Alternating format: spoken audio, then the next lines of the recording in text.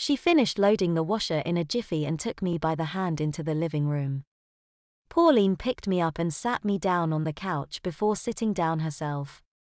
She turned to me and said, "Honey, I know you didn't mean to wet the bed, but I want you to understand that I can't have you ruining the mattress by peeing on it. We're going to have to take some steps to protect it and the bed linens too. Do you understand? I stopped by Walmart on the way home and bought you some new clothes to wear until I can change you back. I was afraid that you'd be angry with what I found for you to wear, but now I understand that I did the right thing. You understand that it's very difficult to find clothes for someone your size. About all they had was toddler's clothes." She pulled a shopping bag close to her feet and continued, "These are the only clothes that I could find that came even close to what you normally wear." She pulled a set of bulky toddler's overalls from the bag and held them up to me to check the fit. "I think these are about the right size. If the cuffs are too long I can take them up, but it shouldn't matter that much. I don't think you'll be wearing them for too long anyway. I found a shirt too, let me check the size." She took a pullover knit shirt from the bag and said, "Put these on, honey. I can take them back if they don't fit. I can't take them up like I can the overalls." I put out my arms and she helped me put on the shirt.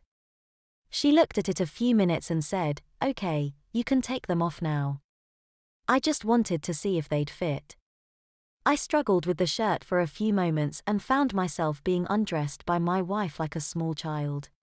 She reached in the bag again and took out a plastic-wrapped package of underclothes. Pauline tore off the wrapper and shook one out for me to see. It was a white t-shirt in a toddler size and style. She gathered the shirt up in her hands and worked my head through the neck before pulling down the bottom of the shirt and smoothing it against my body. "There you go, a perfect fit," she said, putting her hand back into the bag and taking out another package. She said, "Why don't you wear these tonight, honey? I've got some briefs to match so you won't have to run around the house half naked. Here, let me help you put them on." I looked at her hands and saw them holding a pair of briefs down low for me to step into them. I steadied myself on her arm as I put one foot then the other into the brief and she pulled them up my legs and over my bottom. She looked at me and smiled while saying, "They're exactly the right size. I was so afraid they'd be too small for you. I guess I keep thinking of you as bigger than you really are." I grimaced at the implied thought and thought to myself, they do feel like they fit well, even if they are toddler's underwear. I looked down to see how they fit in front and I was horrified to see they didn't have a fly. What I had originally mistaken for a fly was only a layer of padding in front. Padding?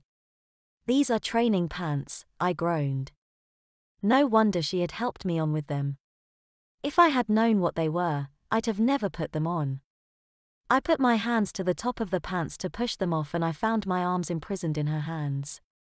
She shook her head no and said, "Honey, you have to wear something." This is all I could find. I know it's embarrassing to have to wear training pants, but no one will see them except me. Besides, remember what happened in the bed this morning? These will keep the bed dry if you have another accident. You won't have to wear them for very long, I promise. These are only temporary until I find something else for you to wear.